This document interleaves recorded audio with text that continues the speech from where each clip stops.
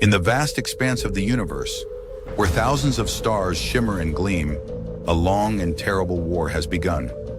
A war that shakes the foundations of the galaxy, a war that divides empires, a war known as the Galactic War.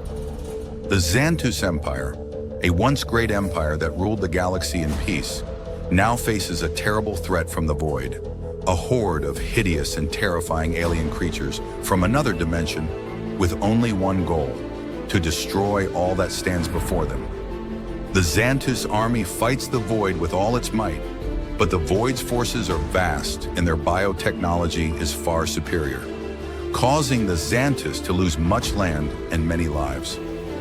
In the midst of despair and darkness, the Shadow Strikers, an elite special forces unit consisting of the best warriors in the galaxy, is born.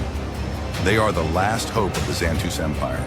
The Shadow Strikers receive a secret mission to infiltrate the Void's territory and destroy their main base. They face many dangers and challenges, but they do not give up, for they know that the fate of the galaxy lies in their hands.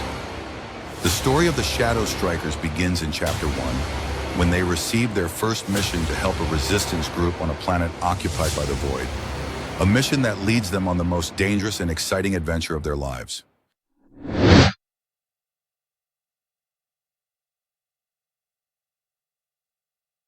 In the city of Veridia on the planet Terra, sirens blare throughout the city. The light from explosions illuminates the night sky. The Void relentlessly attacks the city. Terra's soldiers fight valiantly, but they continue to advance. Carla, in her Shadow Striker's uniform with her trusty rifle, stands on the rooftop of a tall building. She aims at the Void creatures flying overhead. Shadow 1 to command. Engaging enemy targets. She pulls the trigger. The gun fires with a burst of light. Energy blasts hit the Void creatures with precision. They plummet to the ground. Target neutralized. But the battle was far from over. The Void continued to arrive in swarms. Carla had to fight relentlessly to protect the people of Terra. Explosions echoed throughout the city. Flames raged. Buildings collapsed.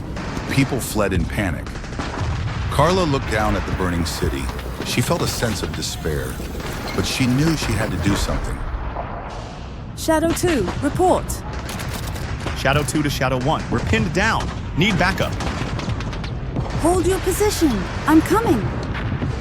She changed positions, dodging the Void's laser fire by weaving through the building's alleyways. She had to reach Shadow 2. Carla arrived at Shadow 2's location, finding her teammates surrounded. Cover me! She unleashed a barrage of laser fire at the Void with deadly accuracy. Her teammates seized the opportunity to regroup. Thanks, Carla. Don't mention it. Let's get out of here. They ran through the hail of bullets, escaping from there. They needed to find shelter. This is getting worse. We need to find a way to stop them. Command said they're sending reinforcements, but it'll take time. We don't have time. We need to do something now. She thought of Kale. His teaching still echoed in her mind.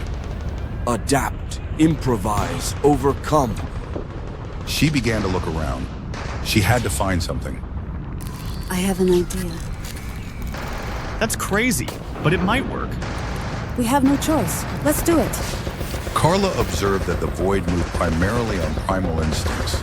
They attacked without regard for their surroundings, making them easy prey. They're not paying attention to their surroundings. We'll use that to our advantage. Carla's plan was to create a trap using the environment. Lure. They would use loud noises to lure the Void into a designated area. Trap. They would set traps along the Void's path, such as obstacles to trip them or explosives to detonate when stepped on. Attack. Once the Void was trapped, they would use their rifles and other weapons to attack from hidden positions. Procedure. Carla and Shadow 2 would find a suitable location for the trap, preferably a narrow area with obstacles to slow down the Void. They would gather materials to use as traps, such as debris boxes or pipes. They would set the traps in strategic locations, considering the Void's movement patterns. Carla would lure the Void into the trap area using loud noises such as gunfire or thrown objects. Once the Void was trapped, Shadow 2 would initiate the attack with a machine gun or other high-powered weapon. Carla would provide support by sniping at the Void attempting to escape. We'll use those crates as a trap. They're heavy and hard to move. And I'll set up some explosives here. When they step on them, it will boom. Good. Now let's get into position. They began their operation, using the surrounding materials to create traps.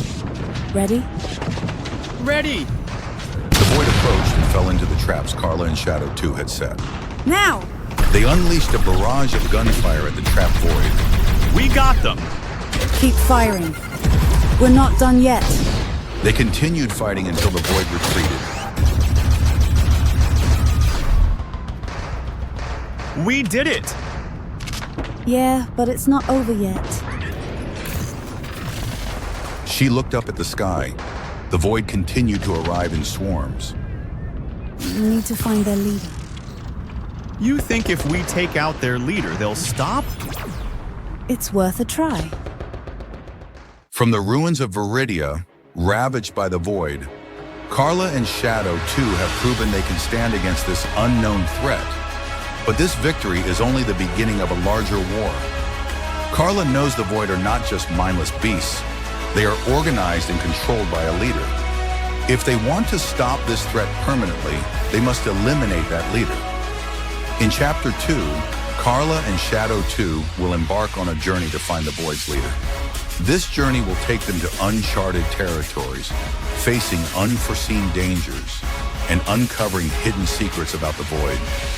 Will they find the Void's leader? And will they be able to stop this threat?